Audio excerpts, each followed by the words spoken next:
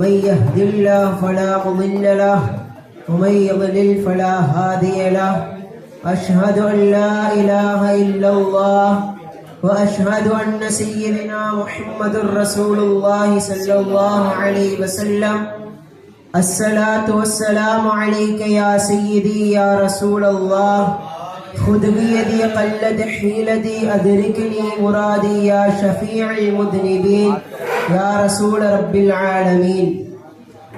அண்ட சராசரங்களையும் படைத்து பரிபாலிக்கக்கூடிய அல்லாஹ் சுப்ஹானஹு வ தஆலா ஒருவனுக்கே புகழ் அனைத்தும். அல்ஹம்துலில்லாஹ். தன்னிலிருந்தும் ஒரு ஒளியை உருவாக்கி அந்த ஒளிக்கு நூரே முஹம்மதியா என்று பெயரிட்டு அதை கொண்டு அண்ட சராசரங்களையும் படைத்து பரிபாலிக்கக்கூடிய அந்த நூறினுடைய பெயராகிய சய்யிதுனா முஹம்மதுர் ரசூலுல்லாஹி ஸல்லல்லாஹு அலைஹி வஸல்லம் அவர்களின் மீதும் அவர்களினுடைய அருமந்த தோழர்கள் மீதும் இன்னும் அவர்களினுடைய உம்மத்தாக பாக்கியப்பட்டிருக்கும் இங்கு அமர்ந்திருக்கும் நம் அனைவர்களின் மீதும் ஸலாமும் ஸலாமும் உண்டாகுமாக. ஸல்லல்லாஹு அலா முஹம்மது ஸல்லல்லாஹு அலைஹி வஸல்லம். இதயம் சுத்தமானால், இந்த தலைப்பை நாம் முதலில் இதயம் என்ற ஒரு விஷயத்தை நாம் இரண்டாக பிரித்துக் கொள்வோம். ஒன்று, அதை நாம் அறிவியலாக பிரித்துக் கொண்டோம் என்று சொன்னால், இதயம் என்ற அந்த லஃபுஸ் இருக்கு, அந்த கல்ப் என்ற அந்த லஃபுஸ் இருக்கு, நம்முடைய உடம்பில் இடது பகுதியில் நெஞ்சென்ற பகுதியில் துடித்துக் கொண்டிருக்கக்கூடிய அந்த ஒரு உறுப்பிற்கு தான் நாம் இதயம் என்று சொல்லுவோம். அதே நாம் ஹகீகத்தான மஅனாவை கொண்டு கல்ப் என்ற வார்த்தை, இதயம் என்ற வார்த்தையை நாம் பார்த்தோமே என்று சொன்னால், கல்பென்ற வார்த்தைக்கு ஹகீகத்தான மஅனாவை சொல்லும் பொழுது சொல்லி காட்டுவார்கள். ஒரு மனிதனுடைய உடலில் எவ்வாறு ரூஹ் என்ற ஒரு விஷயம் வியாபித்து இருக்கின்றதோ அதற்கும் உள்ளாக கல்பென்று சொல்லக்கூடிய ஒரு விஷயம் வியாபித்து அவனுடைய உடல் முழுவதும் பரவி இருக்கின்றது. ஒரு மனிதனுடைய கல்பு என்று சொன்னால் அவனுடைய நெஞ்சத்தில் துடிக்கக்கூடிய அந்த கல்பு என்பதாக இல்லை என்பதாக சொல்லுவார்கள். அதனுடைய ஹகீகத்தான மஅனா அவனுடைய ரூஹிற்கும் உள்ளால் வியாபித்து ஓடிக்கொண்டிருக்கக்கூடியதுதான் கல்பு என்று சொல்லுவார்கள். ஒரு விஷயம் நாம் மனப்பாடம் செய்யும் பொழுது அது கல்பில் பதிகிறது என்று நாம் சொன்னோம் என்று சொன்னால் அது மூளையில் பதிகின்றது என்று அர்த்தம். அப்படியானால் நாம் அதை ஏன் இதயத்தில் பதிகின்றது என்று சொல்லுகிறோம்? அது ஏன் இதயம் சுத்தமாக இருக்க வேண்டும் என்று நாம் ஏன் சொல்லுகிறோம்? ஒரு மனிதனுடைய மூளையில் பதியக்கூடிய ஒரு விஷயம் அவனுடைய உடம்பில் வியாபித்து வளாவிக் கொண்டிருக்கக்கூடிய அந்த கல்பு தான் அவனுடைய எண்ணங்களில் இருந்து அதை எடுத்து சென்று அவனுடைய செயல்களில் அதை இறங்குகிறது. அல்லாஹ் சுப்ஹானஹு வ தஆலா இன்சானை பற்றி சொல்லும் பொழுது ஃபல்ஹமஹா ஃபுஜூரஹா வ தக்வாஹா என்பதாக சொல்லுகிறான். அல்லாஹ் சுப்ஹானஹு வ தஆலா ஜின்வர்க்கத்திற்கு அதிகமாக பாவம் செய்யக்கூடிய, அதாவது ஜின்வர்க்கத்தினர் நம்மை போல் தன்சீருல் கல்பில் அவர்களால் ஈடுபட முடியாது.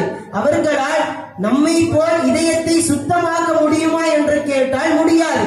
ஏனென்று சொன்னால் நாம் மனிதர்களை மாத்திரம் பார்க்கின்றோம். அப்படி என்று சொன்னால் மனிதர்களில் இருக்கக்கூடிய மர்ரத்துகளை மாத்திரம் பார்க்கின்றோம். ஜின்களோ ஆண்களும் சரி பெண்களும் சரி அவை மனிதர்களில் இருக்கக்கூடிய ஆண்களை பார்த்து மிச்சை கொள்கின்றது, ஜின்களில் இருக்கக்கூடிய ஆண்கள் பெண்களை பார்த்து மிச்சை கொள்கின்றது. அப்படி என்று சொன்னால் அல்லாஹ் சுப்ஹானஹு வ தஆலா இந்த மனித வர்க்கம் இவ்வளவு பாவங்கள் செய்யக்கூடியதாக இருந்தாலும் அல்லாஹ் சுப்ஹானஹு வ தஆலா இந்த மனித வர்க்கத்திற்கு அருளியுள்ள ஒரு பெரிய நிஅமத் அந்த தன்சீஹுல் கல்ப் என்பதாக சொல்லுவார்கள். தன்சீஹுல் கல்ப், இதயத்தை சுத்தப்படுத்துதல். இதை நாம் அறிவியல் ரீதியாக பார்த்தோம் என்று சொன்னால் எந்த ஒரு மனிதனினுடைய இதயம் சுத்தமாக இருக்கின்றதோ அவனினுடைய உடம்பில் சுறுசுறுப்பும் அவனுக்கு மன ஓய்வன்றி அவனால் உழைக்கவும் முடியும், மன நிம்மதியோடு அவன் செயல்படுவான் என்பதாக சொல்லுகிறார்கள். ஒரு மனிதன் எப்பொழுது சுறுசுறுப்பாக இருப்பான் என்று சொன்னால் அவனுடைய உடம்பில் அந்த இரத்த நாளங்கள் ஓடுவது சீராக ஓடுகின்றது என்று சொன்னால், அந்த பிளட் சர்க்குலேஷன் சீராக நடக்கின்றது என்று சொன்னால் அவன் சுறுசுறுப்பாக ஒரு நஷாத்தோடு செயல்படுகிறான். அப்படி என்றால் அந்த அறிவியலில் சொல்லும் பொழுது இதயத்தினுடைய துடிப்பு லேப்டாப் என்பதாக இருக்கும் என்பதாக சொல்லுவார்கள். இதயம் துடிப்பது அருகில் லேப்டாப் என்ற ஓசையோடு துடிக்கும் என்பதாக சொல்லுவார்கள். அதே ஆன்மீகத்தில் பார்க்கும் பொழுது அல்லாஹ் அல்லாஹ் என்று துடிப்பதாக சொல்லுவார்கள். அப்படியானால் நாம் தன்சீவுல் கல்பை அறிவியலில் பார்க்கும் பொழுது, இதய சுத்தத்தை நாம் அறிவியலில் பார்க்கும் பொழுது, உட்கொள்ளக்கூடாத உணவுகளை நாம் உட்கொண்டு நாம் நம்முடைய கல்பை, நம்முடைய இதயத்தை நாம் உபாதைகளுக்குள்ளாக்குகிறோம் என்பதுதான் உண்மை. அதுவே நாம் ஆன்மீக ரீதியில் பார்க்கும் பொழுது, நாம் உட்கொள்ளக்கூடாத கருத்துக்களை உட்கொண்டு பாவங்களை நம்முடைய வாழ்நாளில் கொண்டு வந்து உட்கொள்ளக்கூடாத அந்த உபதேசங்களையும் தீய உபதேசங்களையும் நாம் உட்கொண்டு அதை உபயோகப்படுத்துவதில் நாம் சரியாக இல்லை என்பதுதான் உண்மை. இதற்குதான் சொல்லி காட்டுவார்கள், அல்லாஹ் சுப்ஹானஹு வ தஆலா நமக்கு இரண்டையும் போதித்திருக்கிறான் என்று நாம் சொன்னதை போல் நம்மிடம் ஒரு மலக்கும் இருக்கிறார்கள், கரீன் என்று சொல்லக்கூடிய ஒரு ஜின்னும் நம்மோடு சேர்ந்திருக்கிறது. இதை நாம் எவ்வாறு மலக்குக்கு நாம் முன்னுரிமை கொடுக்கின்றோமா அல்லது அந்த கரீன் என்று சொல்லக்கூடிய அந்த ஷைத்தானுக்கு நாம் முன்னுரிமை கொடுக்கின்றோமா என்பதில் தான் நாம் நம்முடைய இதயத்தை சீராக்குவதில், நாம் நம்முடைய இதயத்தை சுத்தப்படுத்துவது என்பது இருக்கின்றது. நான் தொழ வேண்டாம் என்று நமக்கு தோணுகிறது என்று சொன்னால் அது அந்த கரீன் என்று சொல்லக்கூடிய ஷைத்தான் காமிக்கக்கூடிய வேலை.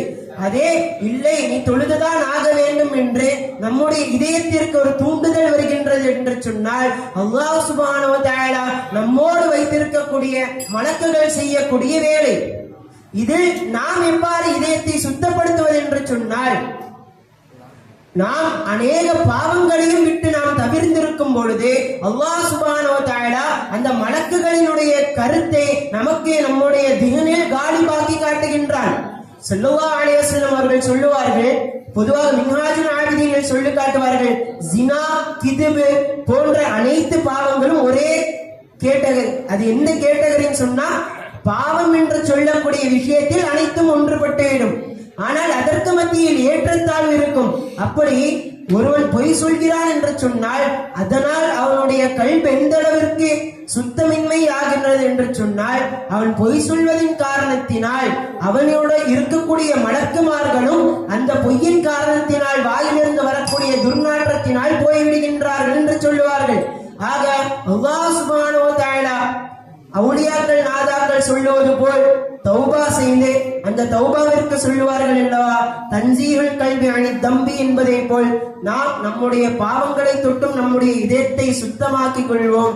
அல்லாஹ் சுப்ஹானஹு வ தஆலா அதன் பொருட்டால் நாளை மறுமை நாளில் ஸல்லல்லாஹு அலைஹி வஸல்லம் அவர்களினுடைய ஷஃபாஅத்திற்கு நம்மை தகுதியானவர்களாக்கி வைப்பானாக. ஆமீன் ஆமீன் யா ரப்பல் ஆலமீன். வ ஆகிரு தஅவானா அல்ஹம்துலில்லாஹி ரப்பில் ஆலமீன்.